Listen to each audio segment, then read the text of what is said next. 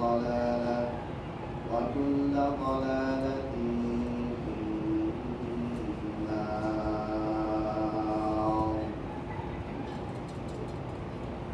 أعوذ بالله من الشيطان الرجيم. بسم الله الرحمن الرحيم. يا أيها الذين آمنوا اتقوا الله حق تقاته ولا تموتن إلا وأنتم مسلمون. يا أيها الناس اتقوا ربكم الذي خلقكم من نفس واحدة وخلق منها زوجها وبث منهما رجالا كثيرا ونساء واتقوا الله الذي تساءلون به والأرحام إن الله كان عليكم رقيبا. يا أيها الذين آمنوا اتقوا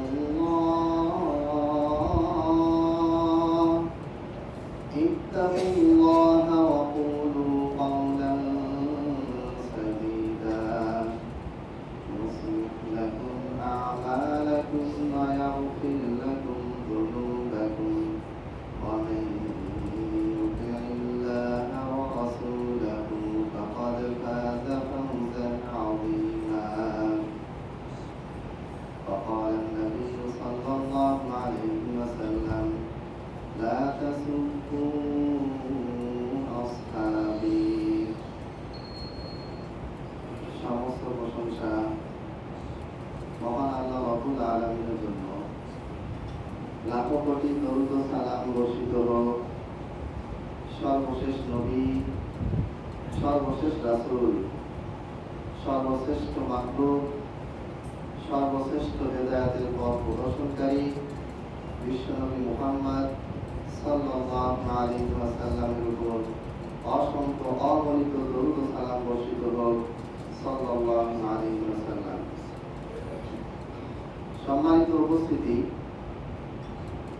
আজকে যে বিষয়টা নিয়ে আমি কথা বলবো সেটা হচ্ছে শিয়াদের তথ্য সন্ত্রাস। শিয়া কারা এর পরিচয় শিয়ারাই দিয়েছে। শিয়াদের ভিতরে অনেকগুলি ভাগ আছে, তার মধ্যে 2-3টা ভাগ আছে যারা মূল শিয়া হতে বিচ্ছিন্ন। তাদের নিয়ে আমি কোনো কথা বলবো না। আমি শিয়া বলতে আজকে শিয়া শব্দটা যতবার উচ্চারণ করব ততবারই শিয়া বলতে আমি ইসনা আশারিয়া 12 জন ইমামের আকীদায়, 12 জন নিষ্পাপ ইমামের আকীদায় বিশ্বাসী যারা, তাদেরকে আমি বুঝাবো। এদের সাথে ইসমাইলিয়া, মুসাইলিয়া আরো কয়েকটা গ্রুপ আছে, প্রায় একই ক্যাটাগরি। এখন এই শিয়ারা কারা, শিয়ারা কোথেকে এসেছে এর উত্তর শিয়ারা নিজেই দিয়েছে। তারা অত্যন্ত গর্ব করে, প্রশংসা করে তাদের গ্রন্থগুলিতে লিখেছে। তাদের যেগুলি মৌলিক গ্রন্থ তার মধ্যে একটা হচ্ছে রিজালে খুশি, আরো কিছু মৌলিক গ্রন্থ আছে। আমরা যেমন বুখারী মুসলিমকে একেবারে সবচেয়ে উঁচু মানের গ্রন্থ হিসেবে বিবেচনা করি, তাফসীর ইবনে কাসির, তাফসীর ইবনে জারির, এই গ্রন্থগুলিকে আমরা যেভাবে অত্যন্ত গ্রহণযোগ্য মনে করি, শিয়াদেরও কিছু গ্রন্থ আছে যারা মুসলমানদের হাদিস এবং তাফসীরের মতো করে ওই গ্রন্থগুলি তারা লিখেছে। এবং এই বইগুলি একটি হচ্ছে রিজালে খুশি, আরেকটি বইয়ের নাম হচ্ছে নাহজুল বালাগা, আরেকটি বইয়ের নাম হচ্ছে আল উসুল লিল কাফি, মুরুজুল কাহাব। বিভিন্ন গ্রন্থ আছে। এই গ্রন্থগুলি বাংলা অনুবাদ হয়নি, এজন্য বেশি বইয়ের নাম বললাম না। তারা নিজেরাই বলেছে যে আমরা আমাদের সবকিছুর মূলে যেই ব্যক্তির মাধ্যমে আমরা গোটা পৃথিবীতে ছড়িয়ে গিয়েছি, যেই ব্যক্তির মাধ্যমে আমরা মুসলমানদেরকে ধ্বংস করতে পেরেছি, সেই ব্যক্তিটা হচ্ছেন ইহুদি আব্দুল্লাহ বিন সাবা। তারা আব্দুল্লাহ বিন সাবাকে সর্বকালের সর্বশ্রেষ্ঠ কূটনৈতিক বিশেষজ্ঞ, অত্যন্ত মেধাবী একজন রাজনীতিবিদ হিসেবে উল্লেখ করেছে। কথা সত্য, এই আব্দুল্লাহ বিন সাবা সে ইহুদি ছিল। আবু বকর রাদিয়াল্লাহু তাআলা আনহু জামানায় সে মুসলিম বেশে মুসলমানদের ভিতরে প্রবেশ করে আস্তে আস্তে মুসলমানদের ভিতরে রক্তক্ষয়, ব্যাপকভাবে রক্ত প্রবাহিত করে। কিভাবে করে তার দুই তিনটা উদাহরণ আমি দিব, এবং মুসলমানদের আকীদায় তারা কিভাবে সাহাবী বিদ্বেষ ঢুকিয়েছে তার দু একটা উদাহরণ দিয়ে আমি আজকে আলোচনা শেষ করব ইনশাআল্লাহ। ইহুদি আব্দুল্লাহ বিন সাবা থেকেই মূলত শিয়া রাফেজদের উৎপত্তি, এটা তারা নিজেরাই উল্লেখ করেছে। তবে তারা প্রশংসা করে গর্ব করে উল্লেখ করেছে, কিন্তু আসলে তারা বুঝতে পারে নাই যে তাদের এই শিয়ারতির মাধ্যমে তাদের যে মূল অস্তিত্ব কোথা থেকে আসছে এটা মুসলমানদের সামনে কি হয়ে গেছে, পরিষ্কার হয়ে গেছে। ইহুদি আব্দুল্লাহ বিন সাবার আকীদা মুহাদ্দিসগণ লিখেছেন, ইমাম বুখারী রাহিমাহুল্লাহ আয-যুআফাউল কাবীর, আয-যুআফাউস সাগীর, হাফেজ মিনজি তাহযিবুল কামাল, ইবনে হাজারের তাহযিবুল তাহযিব, যত গ্রন্থ আছে যতগুলি জায়গায় আব্দুল্লাহ বিন সাবার নাম এসেছে বলা হয়েছে কাযাবুল খবীসুল। কাযাব মানে মহামিথ্যু, খবীস মানে একেবারে নাপাক চরিত্রের, দুষ্ট চরিত্রের, জঘন্য চরিত্রের লোক। এদের কাজ কি ছিল? এদের কাজ ছিল মুসলমানদের বিরুদ্ধে একজনকে আরেকজনের বিরুদ্ধে লড়াই লাগিয়ে দেওয়া। একজনের বিরুদ্ধে আরেকজনের বিরুদ্ধে লড়াই লাগিয়ে দিবে, ওরাই লড়াই লাগিয়ে দিবে, আবার ওরাই পরে মায়া কান্না করবে, বলবে যে আরে অমুকে মারা গেল, তমুকে মারা গেল। উদাহরণ নেই, আপনারা সবাই জানেন মুসলমানদের হৃদয়ের স্পন্দন তৃতীয় খলিফা ওসমান রাদিয়াল্লাহু তাআলা আনহুর শাহাদাত বরণের ঘটনা। ওসমান রাদিয়াল্লাহু তাআলা আনহু যখন মদিনায়, তৎকালীন সময় মদিনা ছিল গোটা মুসলিম সাম্রাজ্যের রাজধানী, সাহাবীগণ বিভিন্ন জায়গায় দাওয়াতি কাজে ছড়িয়ে ছিটিয়ে আছেন। ওসমান রাদিয়াল্লাহু তাআলা আনহুর বিরুদ্ধে এই ইহুদি আব্দুল্লাহ বিন সাবা এবং তার অনুসারীরা কি করলো, মুসলমান দেশে আস্তে আস্তে ভিতরে ভিতরে ষড়যন্ত্রমূলক কর্মকাণ্ড শুরু করলো। তারা এক পর্যায়ে গিয়ে ওসমান রাদিয়াল্লাহু তাআলা আনহুর বিরুদ্ধে বেশ কিছু অভিযোগ নিয়ে আসলো। এক নম্বর অভিযোগ, ওসমান রাদিয়াল্লাহু তাআলা আনহু কোরআনকে পড়িয়েছেন। নাউযুবিল্লাহ।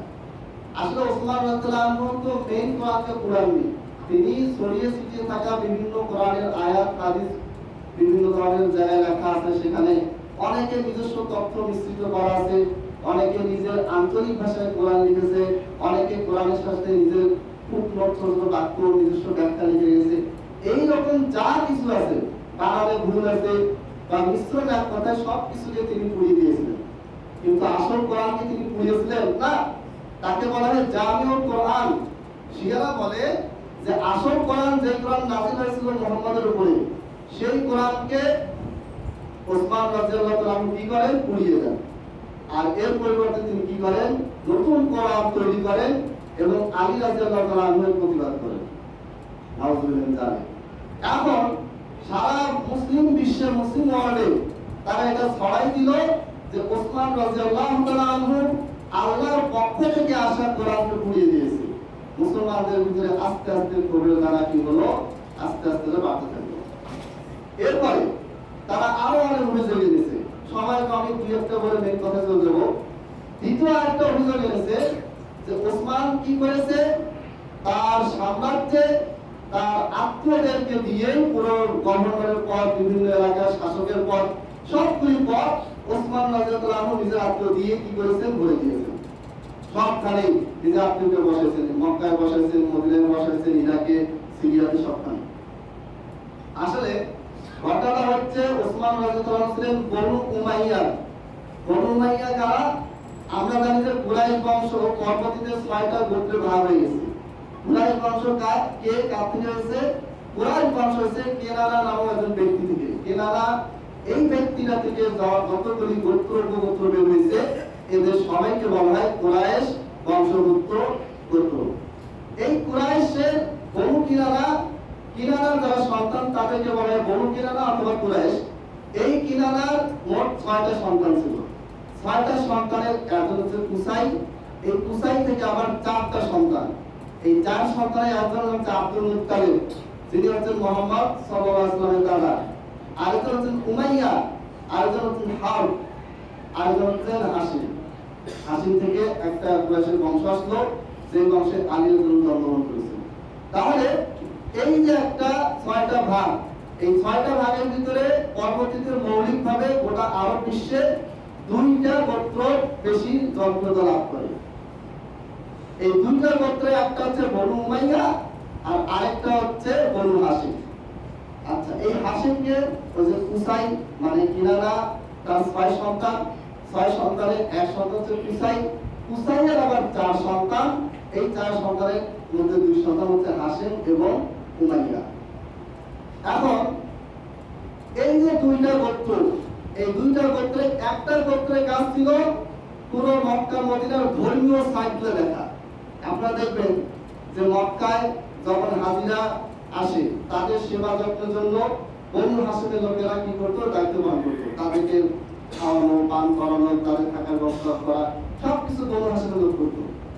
কিন্তু পুরো মক্কা সহ পুরো আরব ওয়ার্ল্ডের সেই সময় জাজিরাতুল আরবের যিনি সবচেয়ে বড় নেতা ছিলেন কাফেরদের, তার নাম ছিল আবু সুফিয়ান।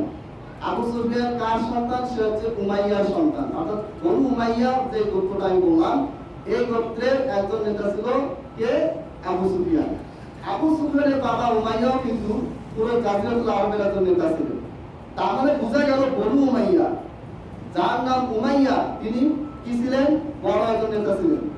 তার ছেলে আবু সুফিয়ান, তিনিও বড় মাপের একজন নেতা ছিলেন। তার ছেলে মুআবিয়া রাদিয়াল্লাহু আনহু, তিনিও অনেক বড় নেতা ছিলেন। আল্লাহ নবী সাল্লাল্লাহু আলাইহি ওয়াসাল্লাম মুআবিয়ার ব্যাপারে বলেছেন, আজওয়াদু মিন উম্মতি ওয়া আহলামিহা, আমার উম্মতের সবচেয়ে বুদ্ধিমান, সবচেয়ে দূরদর্শী ব্যক্তি হচ্ছে মুআবিয়া।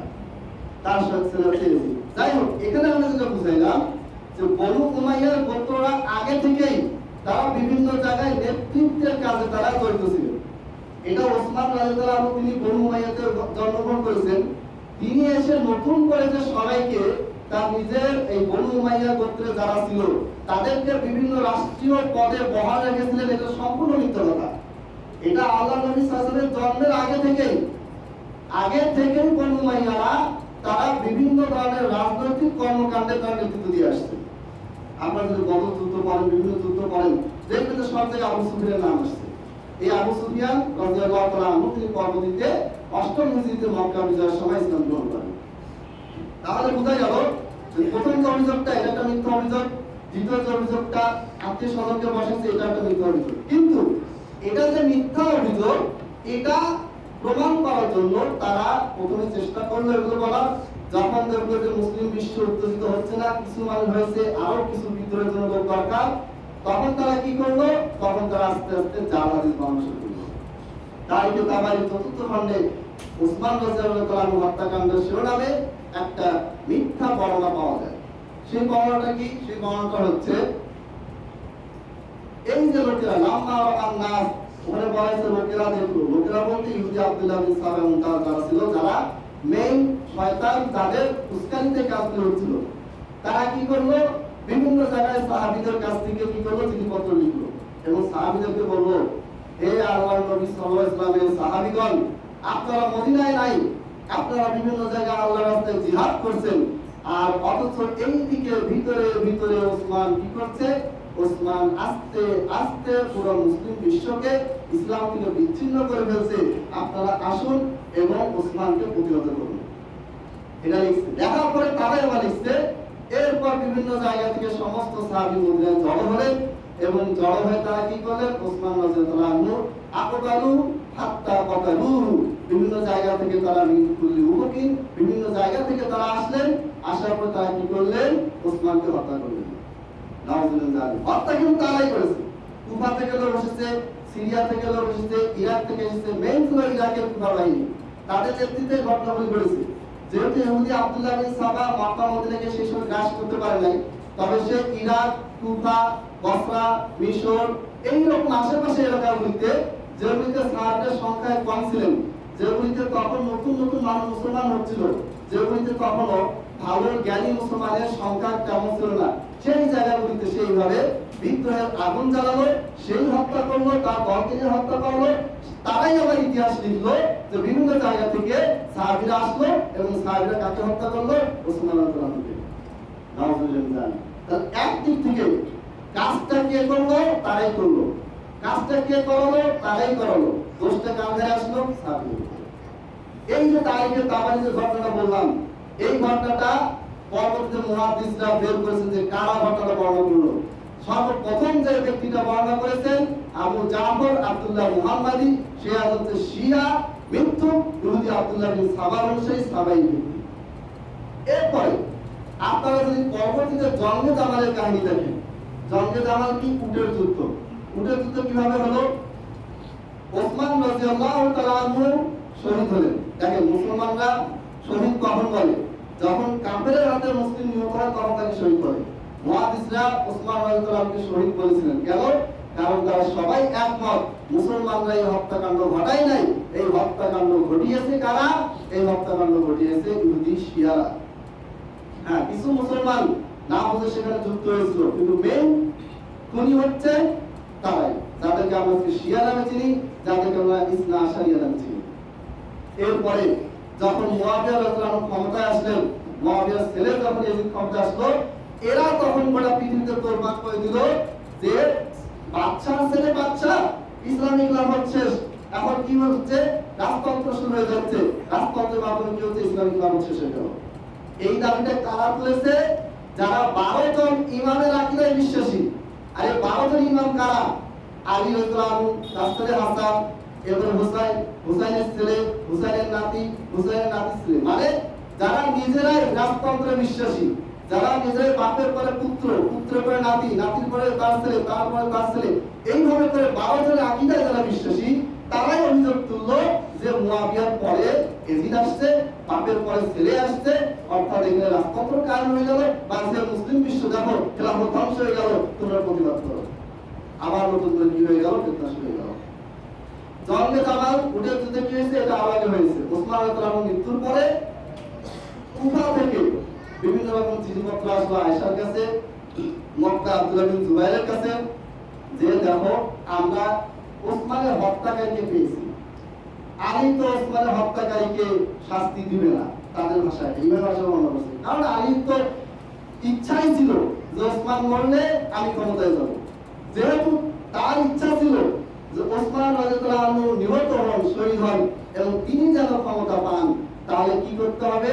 তাহলে তো তিনি হত্যা করবেন, ওসমানের খুনিদেরকে তিনি হত্যা করবে, তাদেরকে ধরে শাস্তি দিবে, এইটা তো আশা করা যায় না।